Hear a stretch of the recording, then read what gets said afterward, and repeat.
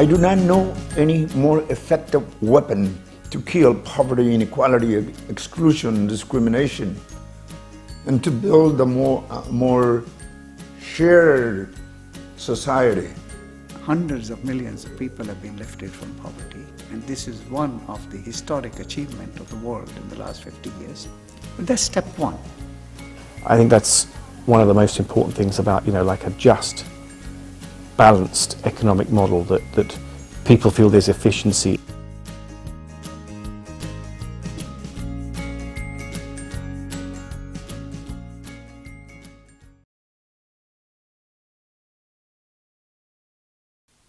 We need to grow in order to distribute better, in order to kill poverty, inequality, exclusion.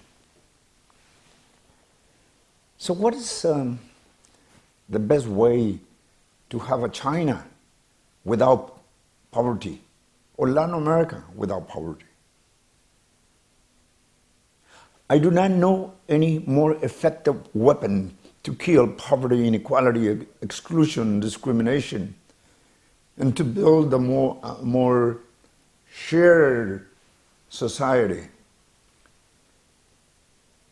We'll leave it so we can live in peace and with no great differences, is investing in the minds of our people. It's much more profitable than investing in the mines, gold, silver, copper, oil. That means investing in nutrition, healthcare, and quality of education. Quality of education, quality of education. That is the best way to free a country, a nation, a continent, the world.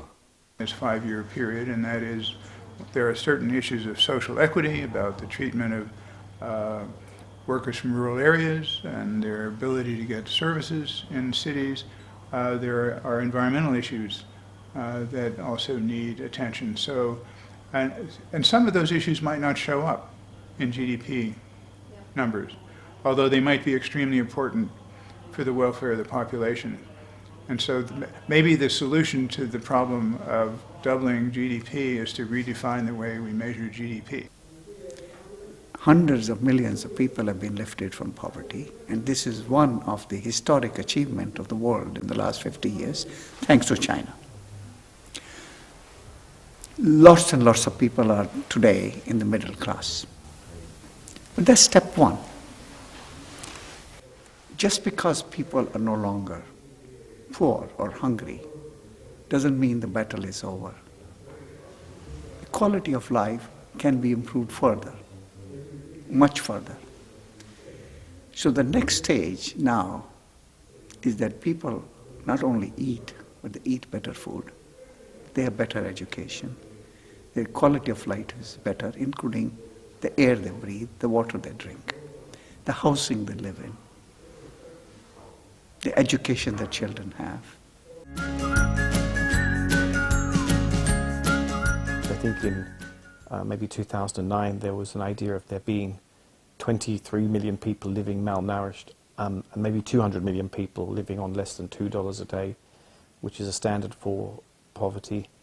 Well, now I think living standards on the whole have risen, so people's sense of being poor kind of probably is stronger than before, even though they may, in relative terms, comparatively not really be poor. There's a lot of people beyond the 80 million who feel that they're not doing well. So I think to have a way in making people feel that they are getting good results from all of economic development is very, very difficult. I think that's one of the most important things about, like a just, balanced economic model, that people feel there's efficiency. So the quality of life needs to be improved. And that's true not only for China, it's true for every country. It's not unique. But a stage has come that the country needs to focus on these aspects more and more. So for that purpose, for good of the world, good of China, we need to improve the efficiency of the economy. That requires different measures, different technologies. different institutional mechanism, different prices. So this transition in the economy is absolutely essential. It requires different policies, it requires different strategies. So what the country is planning to do is very timely, has to be done, should be done.